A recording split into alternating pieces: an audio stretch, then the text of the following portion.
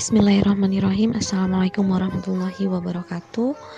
Baiklah anak-anak, Ibu akan menjelaskan sedikit materi tentang surat dinas dan surat pribadi. Jadi yang pertama yang akan dibahas untuk hari ini hanya satu dulu, yaitu surat dinas atau yang biasa kita sebut juga surat resmi. Baiklah, yang pertama akan Ibu jelaskan yaitu pengertian surat dinas atau surat resmi. Surat dinas atau surat resmi adalah surat yang membahas persoalan kedinasan yang berisi hal-hal yang sifatnya resmi. Isi dalam surat dinas bersifat resmi dan mengandung topik kedinasan seperti pengajuan izin, surat lamaran, surat pekerjaan, undangan rapat, kemudian surat yang dikeluarkan dari pemerintahan, sekolah, perusahaan, ataupun lembaga. Kemudian surat dinas memiliki sifat-sifatnya nih. Di sini Ibu akan jelaskan sifat surat dinas, yaitu yang pertama resmi, menyangkut topik kedinasan. Bahasa yang digunakan pada surat dinas merupakan bahasa baku dan apa adanya, tidak bertele-tele. Surat dinas tidak memerlukan bahasa kiasan atau majas karena sifat surat dinas yaitu resmi, singkat, jelas, diungkapkan apa adanya, serta berpola tetap, tidak bertele-tele dengan menggunakan kalimat efektif. Baiklah, jika tidak ada yang ingin bertanya, maka kita lanjut ke pembahasan selanjutnya, yaitu ciri-ciri surat dinas. Yang pertama, berisikan tentang keperluan kedinasan yang bersifat resmi.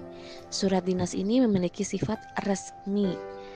Kemudian yang kedua, hanya ditulis oleh sebuah instansi kepada instansi lain atau individu ke instansi. Yang ketiga, berkaitan dengan topik kedinasan seperti undangan rapat, permohonan maaf, balasan surat lamaran pekerjaan, surat izin tidak masuk bekerja, izin menggunakan tempat, dan lain sebagainya. Kemudian yang keempat, menggunakan bahasa baku yang resmi. Menggunakan bahasa baku yang resmi berarti kaitannya sangat erat dengan kalimat efektif, kalimat yang tidak bertele-tele, dengan menggunakan kalimat yang tepat, jelas. Baiklah, kita lanjut. Selanjutnya jenis-jenis surat dinas.